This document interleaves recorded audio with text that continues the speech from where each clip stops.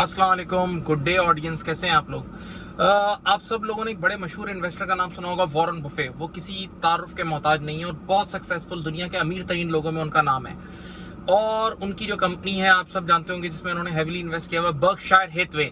उस कंपनी ने हमेशा मार्केट को आउट परफॉर्म किया है। यानी अगर किसी बंदे ने 1965 में बर्कशायर हैथवे में इन्वेस्टमेंट की और 2019 तक इन्वेस्टमेंट रखी तो 2.7 मिलियन % वो रिटर्न दे गई कंपनी, राइट। और अगर यही पैसा वो बंदा S&P 500 इंडेक्स में इन्वेस्ट करता तो सिर्फ और सिर्फ 19,500% का रिटर्न मिलता। तो देखिए मार्केट को कितना इन्होंने आउट परफॉर्म कर दिया। तो अब काफी लोग इस पे बहुत बुक्स भी लिखी गई हैं और लोग इसकी अंधी तकलीद उनको अपनाना चाहते हैं, बस हम उनको अपना लें। लेकिन हर इंसान की हर बात काबिल तकलीद नहीं होती है। तो आपके सामने कुछ पॉइंट्स ऐसे रेज करने हैं मैंने, जो हम उनके वाले इन्वेस्टमेंट का तरीका नहीं अपना सकते, वो हमारे लिए फिट नहीं है। नंबर 1, पहला, उन्होंने हेवीली इन्वेस्ट किया हुआ एक ही कंपनी में, बर्कशायर हैथवे, राइट। $82 बिलियन के करीब इनकी इन्वेस्टमेंट है। लेकिन मैं और आप किसी एक कंपनी में इतना इन्वेस्ट नहीं कर सकते। हम जैसे लोगों के लिए क्या है, do not carry all the eggs in one basket. क्योंकि ऐसा होता है कि कई बार एक कंपनी कितनी भी अच्छी हो, अचानक से बैंकरप्ट हो जाती है, रातों रात गायब हो जाती है। आप लोगों को याद होगा, आर्थर एंड एंडरसन के नाम से एक ऑडिट फर्म थी और उसके पास 28,000 एम्प्लॉइज थे और 90 ईयर्स की हिस्ट्री थी और पता नहीं क्या क्या था। लेकिन एनरॉन का स्कैंडल हुआ और क्लीन हो गई वो कंपनी।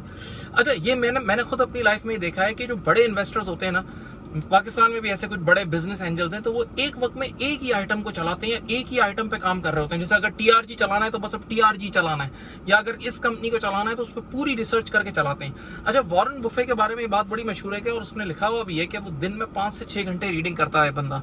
पहले भी करता था और अब तो बुढ़ापे की वजह से स्पीड स्लो हो गई है, लेकिन ये इतनी स्टडी करने वाला बंदा है। दैट्स व्हाई वो लोग एक कंपनी में, उनके लिए इन्वेस्ट करना सही है, हम जैसे लोगों के लिए सही नहीं है।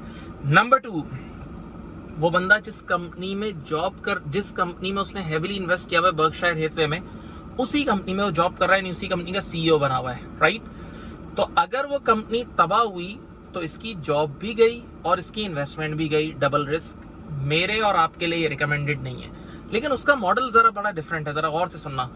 क्योंकि वो जिस कंपनी का CEO बना हुआ है, तो Berkshire Hathaway is like mutual fund. एक समझ लो, समझाने के लिए, एक म्यूचुअल फंड की तरह है।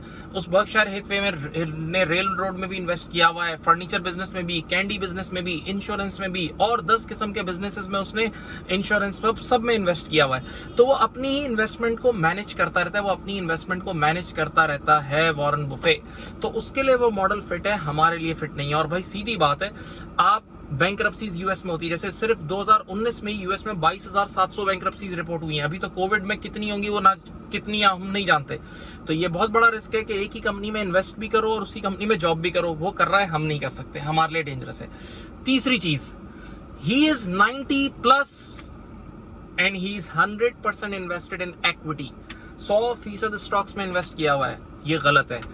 हम लोगों ने लास्ट टाइम एक वीडियो भी बनाई थी 6 महीने साल पहले, कि CFA के स्टडीज में ही पढ़ाया जाता है कि जैसे जैसे आपकी एज बढ़ती है ना, वैसे वैसे आपकी रिस्क लेने की एपेटाइट कम होती है और आपको इक्विटी इन्वेस्टमेंट वैसे वैसे कम कर देनी चाहिए। यानी फॉर्मूला ये है कि अगर आपको अपना इक्विटी इन्वेस्टमेंट की परसेंटेज डिसाइड करनी है तो that is 100 minus your age. For example, अगर आपकी एज 40 ईयर्स है तो 100 माइनस 40, 60% आपने इक्विटी में इन्वेस्ट करना है, रिमेनिंग आपने डेट में इन्वेस्ट करना है। लेकिन इस बंदे ने 100% इक्विटी में इन्वेस्ट किया हुआ है। इवन ये भी इस बात को एक्सेप्ट करता है कि इसने अपनी विल में ये लिखा हुआ है कि अगर मैं गुजर जाऊं तो मेरे बाद जो मेरी वाइफ है उसको कुछ परसेंटेज फिर बॉन्ड में भी इन्वेस्ट करके बॉन्ड वाली इन्वेस्टमेंट भी कराएं। लेकिन हम लोगों के लिए ये चीज काबिल तकलीद नहीं है, हम जैसे लोगों के लिए ये चीज काबिल तकलीद नहीं है। अब जरा इस बात को सोचें, देखें, आप किसी को एकदम अंधी तकलीद और अंधा कॉपी करने से पहले सोचें उसकी लाइफ अलग थी। वो 1936 का प्लेयर है और हम लोग आज के प्लेयर हैं।